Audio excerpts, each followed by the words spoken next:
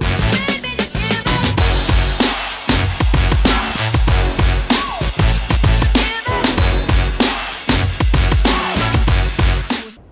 semuanya, selamat datang di channel Alit Alen. Channel ini membahas tentang dunia perkuliahan, pendidikan, dan produktivitas.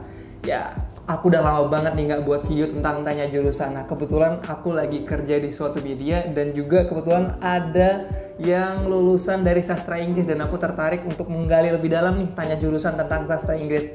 Siapa tahu dari kalian ada yang minat untuk masuk sastra Inggris di Universitas Munawarman ya. Di sampingku sudah ada siapa nih? Kenalin dulu namanya. Oke, perkenalkan nama aku Muhammad Jeni Rashid. Aku merupakan alumni sastra Inggris di Universitas Munawarman yang tentunya masuknya di Fakultas Ilmu Budaya. Jadi sastra Inggris itu masuk Fakultas Ilmu Budaya ya? Iya. Jadi angkatan berapa? Angkatan 2017 dan baru lulus tahun 2023 bulan Juni. Gak masalah, karena kuliah itu ya dijalanin aja lah, gak usah terlalu buru-buru juga. Dan aku mau nanya nih, waktu SMA, dulu SMA atau SMK? SMK. SMK jurusan? TKJ. Sama kita, Teknik Komputer dan Jaringan. Dan kita itu apa ya, kalau kita sudah sekolah terus masuk kuliah tuh kemungkinan ada perbedaan jurusan yang kita ambil gitu ya. Benar. Kita kan kayaknya teknik nggak sih? Pindah ke Sosum kan? Ya, pindah ke Sosum. Pindah ke Sosum. Nah, waktu SMK TKJ dulu tuh masuk kuliahnya itu pakai jalur apa? Kan dulu tuh ada SNMPTN, SBMPTN, sama SNMPTN. Oke, dulu itu ada 3. SNMPTN itu pernah coba masuk ke jurusan TI juga, Teknik Informatika. Oh, jadi IT? IT tentunya. SBMPTN juga dulu ambil TI dan kebetulan udah lulus. Karena aku memang orangnya nggak pintar ya, nggak pintar hitung-hitungan. Dan kebetulan ada kesempatan ketiga. SNMPTN akhirnya aku ngambil jurusan sastra Inggris. Pilihannya apa aja sih, kan kalau nggak salah tuh tahun 2017 ya? Itu ada 3 pilihan nggak? Ada. Ada pilihannya apa aja, bisa disebutin? Yang pertama itu tentunya Teknik Informatika, Sistem Informasi. Terus itu yang SNMPTN ini kan yang pilihan pertama itu Ilmu Komunikasi, seperti kayak kamu dulu, Ilmu Komunikasi. Oh, aku Ilmu Komunikasi ya. Dan insya Allah wisuda bulan Maret 2024 ini, amin ya. Amin. Nah, yang pilihan kedua itu aku ngambilnya jurusan sastra Inggris. Kebetulan juga aku suka bahasa Inggris gitu kan. Yeah. Dan akhirnya setelah fase seleksi itu, akhirnya aku masuknya sastra Inggris, nggak masuk ke Ilmu Komunikasi. Berarti pilihan yang kedua? Masuk yang kedua. Oh, berarti skornya kurang. Ya, karena apa ya, kalau kita tuh masuk ke Ilmu Komunikasi sebenarnya lebih seru sih, kayak kamu menceritakan waktu itu ya. Ya, karena kamu kan sendiri di sini kerja di desain ya? Di desain. Di Ilmu Komunikasi itu ada desain komunikasi visual teman-teman semuanya. Ya, kebetulan aku waktu selama kuliah belajar desain, akhirnya di pekerjaan ini aku ngambilnya posisi desain grafis. Desain grafis, oke. Dan aku mau nanya nih, kan kenapa sih, kan pertama Ilmu Komunikasi, yang kedua sastra Inggris, yang ketiga apa tadi? Sistem Informasi. Sistem Informasi, oke. Jadi kenapa kok tetap dipilih? Kenapa sih milih sastra Inggris gitu? Karena kalau aku pikir-pikir ya, sastra Inggris itu tuh mungkin lebih enak aja bahasa Inggris, belajar bahasa Inggris, bahasa Inggris. Aku juga sempat sih kepikiran, kalau nggak salah tuh aku pernah tahun berapa ya, 2018 tuh milih sastra Inggris juga, tapi tuh ada ketakutan di aku tuh kalau skripsi tuh full bahasa Inggris. Iya. Bener full bahasa Inggris ya? Bener sekali full bahasa Inggris. Itu tuh adalah salah satu ketakutan awal-awal mungkin setiap mahasiswa, nggak cuma aku aja ya di sastra Inggris. Tentunya semua mahasiswa itu kayaknya ada kekhawatiran, terutama di skripsi nanti yang tentunya full bahasa Inggris. Sebenarnya sih kalau kita ikuti proses-prosesnya aja tuh nggak masalah gitu. Nanti kita akan terbiasa dengan bahasa Inggris gitu kan. Nggak perlu ditakutin ya? Nggak perlu ditakutin. Kan juga ada Google Translate ya. Google Translate, apalagi sekarang ada ChatGPT. Setelah kita tahu nih alasannya si Jenny untuk milih sastra Inggris, kita juga mau nanyain di dalam sastra Inggris tuh kan tentunya juga belajar bahasa Inggris. Aku juga mau nanya ini, selain belajar bahasa Inggris juga di dalamnya tuh mungkin dipecah-pecah ya. Itu aku mau tanya apa aja sih yang dipelajarin di jurusan atau di prodi sastra Inggris. Oke, di sastra Inggris sendiri tuh ada 2 fokusan. Biasanya kita belajarnya di bagian linguistik ataupun juga di bagian sastra. Di linguistik ini kita lebih fokus ke pembelajaran bahasa tentunya. Cara kita berbicara nih ya, kalau kita misalnya berbicara itu ada tata aturannya. Tentunya kalau kita misalnya buka kamus, kamus bahasa Inggris khusus itu namanya apa ya? Lupa lagi. Ada Thesaurus, Ya. Oxford. Ya, Oxford. Oxford itu tuh merupakan salah satu buku wajib setiap mahasiswa sastra Inggris untuk bisa speaking dengan benar. Pronounce-nya itu benar-benar diperhatikan di buku itu memang. Jadi kita kalau misalnya mau speak bahasa Inggris gitu ya, kita tuh harus memperhatikan di situ tuh biasanya ada huruf-huruf yang tata cara kita bisa membaca bahasa Inggris tuh gimana, speakingnya tuh gimana gitu. Itu namanya masuknya ke ranah fonologi. Seterusnya tuh ada morfologi. Morfologi ini lebih mempelajari ke tata cara bahasanya gitu. Morfologi, terus ada sintaks, kemudian ada macam-macam, ada semantik juga masuk, psikolinguistik. Psikolinguistik ini gabungan bahasa dengan psikologi juga. Itu mata kuliah nggak sih? Mata kuliah ya. Tapi itu kalau kita misalnya ambil bagian linguistik ya. Iya. Kalau aku sastra kan lebih luas. Kita kalau ambilnya sastra itu bisa mempelajari buku, mempelajari film, puisi, dan juga mungkin ada drama, prosa, dan lain-lainnya gitu yang bebas. Musik juga bisa masuk kok ke ranah sastra. Semiotika gitu, film-film ada ya? Film iya ada semiotika. Karena bebas sekali sastra ini untuk mempelajari analisis biasanya karya-karya itu apa sih yang perlu dianalisis gitu. Jadi itu banyak banget yang dipelajarin tentunya. Banyak. Jadi itu kayak aku kan di Muhammadiyah itu agama kan biasanya kalau di SMA tuh ada PAI kan, pendidikan agama Islam. Ya. Kalau di Muhammadiyah sendiri tuh dipecah akidah, akhlak, ibadah, bahasa Arab. Nah mungkin kamu tuh bahasa kan banyak orang lihat cuma bahasa Inggris doang, tapi Iya. dipecah kan, Iya. kayak linguistik ini, jadi banyak Iya. banget. Nah, sebelum kita belajar ke situ, awal-awalnya tuh kita belajarnya basic grammar. Basic grammar, terus nanti ada advanced grammar, terus kita belajar listening, baru speaking. Itu tuh biasanya kita kalau di awal semester biasanya dilatih itu dulu. Nanti kalau sudah sekitar semester 4 ke atas, itu udah diajarin teori-teori sastra sama teori-teori linguistik. Nanti kalau di jurusan, tapi kalau di universitas lain aku kurang tahu ya. Tapi kalau di universitasku sastra Inggris itu dia ada 2. Nanti kamu di semester 5 atau semester 6 bisa ambil bisa ambil salah satu di 2 pilihan jurusannya itu, mau ambil linguistik atau sastra. Jadi di dalam sastra gitu dipecah lagi ya? Iya, linguistik sama sastra. Sastra. Oke. Kamu sendiri ngambil Sastra. Sastra ya. Kenapa memilih sastra? Karena lebih luas. Karena sebenarnya kalau stigmanya orang sastra itu, kalau linguistik itu memang susah. Susah ya? Linguistik itu ibaratnya matematikanya bahasa. Matematikanya bahasa. Jadi kalau kita tuh ngambil amannya ya sastra sebenarnya. Kalau di tempatku kan ada komunikasi massa atau mass communication, juga ada PR atau public relation. Kalau di tempat kamu sastra sama linguistik. Iya. Dan yang terkenal susah, kalau aku kebalik nih, aku ngambil semiotika skripsiku dan lebih susah. Lebih susah. Teman-temanku yang rata-rata lulus 3 tahun 8 bulan, 3 tahun setengah atau 4 tahun itu rata-rata PR atau public relation. Semiotika jarang sih. Karena takut. Takut. Iya. Kalau semiotik itu sebenarnya juga masuk ke ranah linguistik kalau kami. Jadi kami ini semiotik dengan di jurusanku tuh kayaknya sama aja. Sama mirip. Karena kita belajarnya tentang itu kan, simbol. Kayak pokoknya penanda-penanda gitu kan. Penanda, simbol. Nah, semiotik itu kayak lebih kita menganalisis sebuah simbol gitu. Ini simbol ini maknanya apa? Biasanya kalau kalian nonton di film-film, itu tuh kan ada kayak simbol-simbol tertentu, dan tentunya kalian itu kayak ini simbol ini sebenarnya maksudnya apa? Ada keterkaitannya dengan cerita itu tentunya. Alasannya nggak ngambil itu karena pusing ya? Karena pusing. Aku sendiri ngambil ya.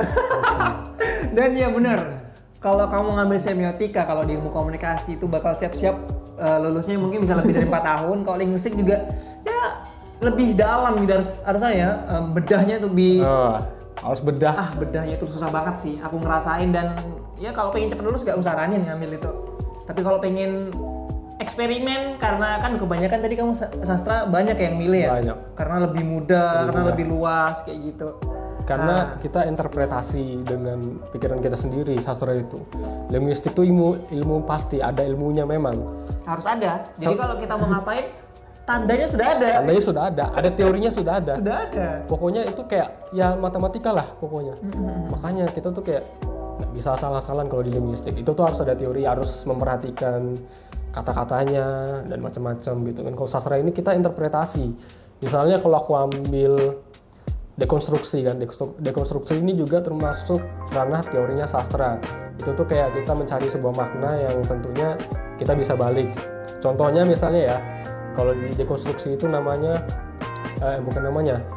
ada contoh satu karakter yang jahat, misalnya maling kundang. Biasanya kalau di masa kuliah kami, tentunya dekonstruksi ini pasti dicontohkan tuh tentang maling kundang dulu.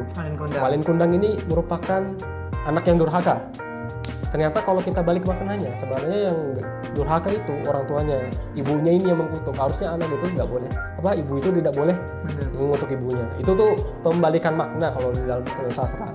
Aku juga mau ngasih tahu nih, sastra mirip juga semiotika. Sama. Karena kayak gini, ketika kita ngambil semiotika atau sastra, kita tuh nggak boleh ngelihat sesuatu yang sudah terlihat. Contoh tadi maling kundang udah terlihat tuh kalau dia anak durhaka. Nah, kalau semiotika tuh kita harus lihat apa sih? Kenapa kok dia anak durhaka? Apa mungkin ibunya atau apa? Jadi kayak kita harus tanya terus apa bagaimana. Kita harus pokoknya terus bertanya sampai pertanyaan tadi itu sudah mentok kayak gitu. Iya begitulah. Itu pokoknya kita tuh harus mencari makna yang tersembunyi. Makna yang tersembunyi di balik tersebut. Kayak nggak melulu yang kita lihat. Nah kalau yang udah kita lihat tuh kelihatan jelas, itu nggak masuk sastra atau nggak masuk semiotika. Karena kita harus mencari makna di balik tersebut kayak gitu. Selain itu di sastra itu ada teori lain yang tentunya terkenal gitu ya. Kalau di Twitter kan orang-orang bilang feminisme gitu kan. Sebenarnya ini masuk ranah teori sastra juga, feminisme itu. Ada feminisme, ada marxisme. Marxisme ini tentang kelas sosial, orang yang di atas kapitalis. Dengan itu kalau misalnya kalian pernah nonton yang viral itu waktu itu apa ya? Lu punya duit, lu punya kuasa. Itu tuh sebenarnya kalau kita pikir-pikir itu sebenarnya masuk ke ranah marxisme sendiri. Kita kaum burjuis ya. Kita baru burjuis, ada proletar. Ya proletar gitu kan. Nah selain itu tuh juga ada teori tentang eco-criticism. Di eco-criticism ini kayak menganalisis tentang lingkungan, tapi di dalam sebuah tulisan karya gitu. Biasanya di dalam karya itu ada dia penjelasannya tentang alam, tumbuhan, tanah, tentang bumi pokoknya gitu kan. Nah kita bisa analisis menggunakan eco-criticism itu. Oke, jadi banyak banget ya. Ini panjang banget ini. Panjang sebenarnya kalau dibahas sastra ini panjang sih. Panjang banget penjelasannya dan aku juga kayak ini belajar ini pusing banget. Gitu.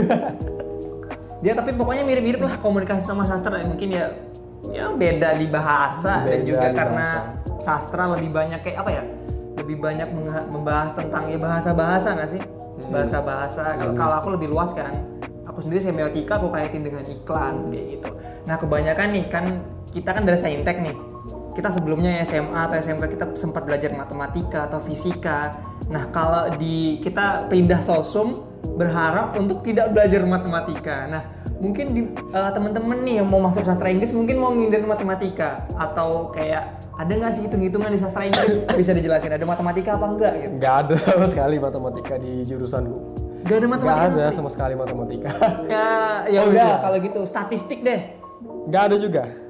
Itu juga salah satu alasanku kenapa aku ngambil sastra Inggris. Wow. Karena tidak ada hitung-hitungan. Jadi kayak bener-bener skripsinya itu kualitatif berarti? Kualitatif. Berarti semuanya kualitatif? Ada yang kuantitatif, cuman jarang. Hebat banget sih teman-teman yang sastra Inggris ngambil kuanti yang sedangkan di mata kuliah sendiri nggak ada belajar tentang statistika. Yang dimana sih terus pakai apa itu ya alat-alat? Ada alat-alatnya, ada metode tertentu. Metodenya tertentu kayak gitu. Jadi cocok banget nih kalau kalian mau menghindari matematika masuk aja sastra Inggris teman-teman. Jangan masuk komunikasi, jangan. Kita ada matematika, nggak ada matematika, tapi ada statistika sosial. Pokoknya metode penelitian kualitatif itu hitung-hitungan yang bikin ya kalian jangan harap untuk menghindar. Kalau ke sastra Inggris pasti nggak ada sama sekali hitung-hitungan ya. Nggak ada. Tapi kalau masuk ke linguistik, sama aja pusing. Sama aja pusing. Nah selain aku mau nanya mata kuliah, aku juga mau nanyain menurutmu dosen-dosennya di sastra Inggris di FIB Unmul itu tuh gimana menurut? Wah dosennya asik-asik sih. Asik-asik sih. Kalau muda atau? Muda. Muda ada juga mungkin nggak kelihatan tua tapi muda. Ibaratnya tuh kayak ya fresh dosen-dosennya gitu. Pendapatmu tentang dosen-dosen dari sastra Inggris? Baik-baik sih dosennya, kalau jelasin tuh lumayan bagus gitu. Aku sendiri ada beberapa dosen mungkin yang cara Bestie. ngajarnya tuh bukan bestie. Aku tidak sedekat itu juga dengan dosen. Mungkin cara ngajarnya tuh lebih apa ya? Mendekati lah, kayak mendekati mahasiswa gitu. Mendekati mahasiswa. Jadi lebih masuk nggak sih ke Approach-nya kepala? lebih masuk ke kepala. Mereka tuh ngajarnya santai. Cuman kita tuh bisa masuk lah ke kepala gitu kan. Oke, jadi setelah membahas tentang mata kuliah, tentang dosennya, kita juga mau dengerin nih suka duka dari jurusan atau program studi sastra Inggris. Boleh mulai dari suka dulu atau duka dulu, silakan. Sukanya ya asik aja sih kalau ngeliat orang-orang teman-teman. Gak ada hitung-hitungan. Gak ada hitung-hitungan. Ya. Sukanya itu ya. Faktor ya. Enggak sih, bukan itu sih. Dan sukanya sih asik aja, teman-teman juga asik. Apa ya? Kalau semenjak aku masuk sastra Inggris ini lebih terbuka aja pikiranku. Lebih terbuka Aja. Dulu sebelum masuk, aku mikirnya kalau aku bandingkan dulu sebelum masuk sastra Inggris dengan sebelum masuk itu, memang beda kita masuk situ pemikirannya, secara pemikirannya gitu kan. Karena kita memang udah membaca gitu kan, baca teori. Terus juga sukanya itu apa lagi ya? Ada tugas yang jalan-jalan kan? Ada tugas yang jalan-jalan juga. Terus kita tuh asiknya juga karena nggak ada matematika, kita tuh akhirnya kayak disuruh eksplorasi di bagian karya sastranya. Bener-bener menurut aku ya, kayak contoh aku masuk komunikasi nih, itu tuh kalau kita belajar, kan aku masuk komunikasi kebetulan di Unmul tuh masih gabung sama FISIP. Tentu kita belajar politik, tentu kita belajar kayak hal-hal lain, jadi kita nggak fokus ke komunikasi. Sedangkan kamu sendiri kayak lebih fokus ya, kayak karena nggak ada matematika, karena nggak ada statistika, jadi kayak bener-bener fokus ke sastra Inggris atau ke apa nih itu sastranya kan? Sastranya. Tuh bener-bener sih. Untuk dukanya sendiri, selain suka pasti tentunya ada dukanya ya. Kayak tugasnya banyak banget. Suruh ngafalin ini tuh. UASnya aku lihat, aku pernah diceritain sama dia, ini UASnya suruh public speaking di panggung. What the hell? Dukanya ya kita ngejar deadline paling. Ngejar deadline. Terus apa lagi ya? Sedikit sih dukanya. Dikit sih kalau menurutku ya. Tugas-tugasnya kayak Dukanya ada lagi nih. Kalau dukanya terkadang karena sastra Inggris ini pemikiran eksploratif ya, karena banyak teori kan, akhirnya kita di sastra Inggris itu kemungkinan kita bisa terpecah pertemanan karena perbedaan pemikiran. Iya. Dukanya itu ya. Dukanya itu. Kayak ada nggak sih tugas yang dimana aku sendiri pernah dapat tugas sosiologi, terus nulis 30 halaman tulis. Oh iya, itu juga. Itu menurut aku ya, jujur aja, itu hal terduka aku. Kamu harus apa ya, kayak cari buku sendiri untuk ngerjain sebuah makalah. Kamu temanya ditentuin ini, tapi kamu cari buku sendiri. Kamu harus baca pokoknya. Ada juga paling dosen itu biasanya nyaranin berapa buku, 1-2 buku gitu kan. Ya cari di situ. Kita tuh terus deadline-nya cuma berapa hari. Itu tuh yang serem sih. Tulisnya manual atau ketik ya? Yang lama itu bacanya. Iya. Di sastra itu kita ditekankan buat baca sama dosen itu pasti baca. Karena literaturnya kan bahasanya nggak seperti sehari-hari yang kita dengar gitu. Iya. Full bahasa Inggris, kita harus baca bahasa Inggris juga. Sama kadang bahasa Inggrisnya kayak gitu lebih ke beda kan, bahasa Inggris yang kita dengar di film sama akademik beda banget kayaknya. Beda. Kalau pokoknya selama kita di sastra Inggris itu, kalau mau lancar bahasa Inggris ya kita tuh baca buku, terus banyak listening ya gitu. Kalau speaking, belajar sendiri speaking. Walaupun ada mata kuliahnya ya kalau di sastra Inggris tuh, tapi kalau kita nggak latihan itu juga bakal sulit berbicara gitu kan di depan umum kan, apalagi public speaking ini penting nanti saat kita skripsi gitu. Oke. Nah, kita udah banyak bedah atau bahas tentang tanya jurusan sastra Inggris. Tentunya kita kan kalau kuliah udah lulus tuh pengen dapat kerja yang sesuai prospek. Dan aku mau nanya ini, prospek kerja yang sesuai dengan program studi sastra Inggris ini apa aja? Ada banyak tentunya. Banyak, bisa jelasin? Bisa jadi penulis, bisa jadi guru bahasa Inggris ya, bisa juga jadi, ini sih yang faktor pertama aku pengen masuk sastra Inggris tuh karena prospek kerjanya adalah bisa jadi Duta besar. Duta besar. Iya, itu aku cari di Google kan. Kenapa nggak masuk HI? Wah, Hubungan internasional kan langsung duta itu. karena kalau kita awal-awal sebelum kuliah tuh kan kita ada ya kayak semacam saingan. Kata orang saingannya berat masuk HI. Jadi aku nggak masuk HI. Aku masuk HI nggak aku ambil. Jangan ditiru ya teman-teman. 2018 aku lolos HI, Unmul, tapi nggak aku ambil. 2019 aku komunikasi, lolos baru aku ambil. Iya. Jangan ditiru pokoknya. Sebenarnya kita ini sangkatan. Sangkatan. Cuman dia ini karena banyak nunda-nunda, banyak yang nggak diambil, akhirnya masuk di 2019. Ya benar, aku masuk 2019, aku tes terus 6 kali ya aku tes. Kayak sampai dapat yang cocok, ya baru aku ambil. Dan prospek kerjanya itu ya. Ada lagi? Apalagi ya? Jurnalis biasanya sih orang-orang tuh. Jurnalis. Iya. Kayak kamu sekarang kan ini sesuai prospek gak sih? Sesuai aja sih menurut aku. Sesuai. Iya. Karena oh iya satu lagi bisa jadi copywriter karena sastra itu kan main-main kata kan. Cocok kalau main di copywriter gitu kan. Kita mengasah kata untuk marketing tentunya bisa juga. Oke, jadi kita udah dengerin banyak hal mengenai prospeknya. Kita juga bisa jadi penulis, kita bisa jadi copywriting. Sebenarnya sama, cuman copywriting itu lebih ke bagaimana kita ngolah teks atau tulisan itu jadi sebuah yang menarik ya. Iya. Sebuah yang menarik, bisa jadi segi marketing juga bisa oke gitu. Dan juga bisa jadi jurnalis, dan juga seperti yang dia bilang, dia pengen masuk sastra Inggris karena pengen jadi duta besar, ya, bukan duta sumpah lain. Bukan. Jadi kan 1 tahun tuh kita ada SNMPTN, SBMPTN juga SNMPTN. Pokoknya kalau nggak salah sekarang namanya berubah ya. SNBP, UTBK, UTBK, SBMPTN. Iya, UTBK. Kalau SNMPTN masih ada, itu kan mandiri, tiap universitas pasti ada. Nah, aku mau minta sesuatu apa sih yang bisa tips untuk teman-teman yang mau masuk di jurusan sastra Inggris ini. Mungkin mereka persiapan dari SMK atau SMA-nya kayak mana untuk masuk SNMPTN. Nah, kalau dia ngambil SBMPTN apa aja yang perlu dipelajarin? Tips untuk yang mau masuk sastra Inggris di tahun ini atau mungkin tahun depan?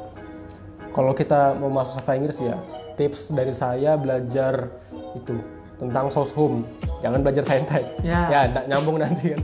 Soshum itu kan sosial hukum. Ya belajarnya paling Sosial humoneria. Sosial humoneria. Oke, lupa. Sudah aku. Sosial hukum. Sosial hukum. Nah, kita tuh belajarnya kayak belajar IPS biasanya. IPS bener? Iya, materi-materi IPS tuh kita biasanya. TKJ nggak ada IPS sama sekali. Dari nol, kamu ada IPS kan? Ada. Aku SMK TKJ di Penajam atau IKN lah sekarang bisa disebut, itu nggak ada IPS, nol. Jadi aku mulai dari awal belajar. Jadi kamu ada IPS, enak dong startnya. Di TKJ. Iya, aku nggak ada sama sekali. Aku tuh belajar semuanya. Matematika tetap ada. Tetap ada kan, matdas kan? Iya, pokoknya pelajaran-pelajaran dasar itu ada kayak IPA, IPS itu tetap ada. Jadi kalau mau belajar nanti untuk persiapan UTBK ya belajar IPS. Harus pinter bahasa Inggris gak sih kalau mau masuk sastra Inggris? Harus pinter bahasa Inggris? Sedikit boleh sih. Belajar bisa basic bahasa Inggris saja boleh. Kalau aku bener-bener nih kayak cuman tahu what is your name, my name is Alit gitu. Itu boleh nggak tetap masuk bahasa Inggris? Boleh. Apakah ada hambatan nanti bakal di tengah-tengah atau ya ada hambatan nggak sih? Oh iya, kalau misalnya ragu, jangan coba-coba masuk. Itu aja sih. Jangan coba masuk kalau misalnya ragu udah bisa bahasa Inggris. Kalau aku stigma aku sih yang gitu sih, yang kalau bahasa Inggris, pendidikan bahasa Inggris atau sastra Inggris itu skripsinya bahasa Inggris full, bener-bener dari nol, bab 1 sampai bab 5 ya bener-bener bahasa Inggris membuat aku kayak, hah? Skripsi bahasa Indonesia susah? Bahasa Inggris gitu. Aduh, mungkin itu aja ya yang kita bahas di Tanya Jurusan Sastra Inggris ini. Thank you banget Jenny yang udah datang ke channel Alit Alen. Ini channel ini udah lama banget nggak bikin konten tentang Tanya Jurusan. Sudah berapa tahun nggak buat konten? Bisa dibilang 1 tahun atau 2 tahun ya? Ya sayang. Itu aku sibuk kerja, aku sibuk sibuk bikin hal yang lain lah, freelance, cari cuan. Dan akhirnya setelah lulus aku baru mau mulai aktif lagi. Baru aktif lagi konten. Tiba-tiba kaget, subscriberku 2000 lebih. Ya. Dan tau nggak, ada view yang bikin aku kaget, kayak view kalau nggak salah tuh aku waktu ngupload tuh sebulan atau 2 bulan tuh 100 view. Sekarang 10.000 ya. 10.000. Yang aku bikin kayak gini, aku bikin asal aku pengen buat video nih, ya udah langsung tag aja. Videonya sekarang 10.000 kayak wah ini sayang banget gitu. Udah subscriber 2000, udah kayak view-nya makin banyak. Jadi aku mau konsisten, coba konsisten lagi untuk buat konten-konten seperti ini. Kalau nggak konsisten berarti aku cari cuan ya guys ya. Ya, Thank you banget. Semoga channelnya bisa nyampe ya dengan viewernya 10.000, subscribernya 10.000 gitu. Amin. Target aku sih nggak usah banyak-banyak. Ya pengennya tahun ini ya, khususnya aku pengen 10.000 aja deh gitu. 10.000 subscriber dan kalau bisa udah monetize. Oke, biar lanjut terus kontennya gitu ya. Kalau udah monetize pasti ya aku upgrade kayak lighting, kayak kamera, audio itu bisa upgrade. Bisa, oke. Thank you banget teman-teman yang udah nonton. Jangan lupa like, comment, dan subscribe teman-teman semuanya. I'm Alit and I will catch you in the next video.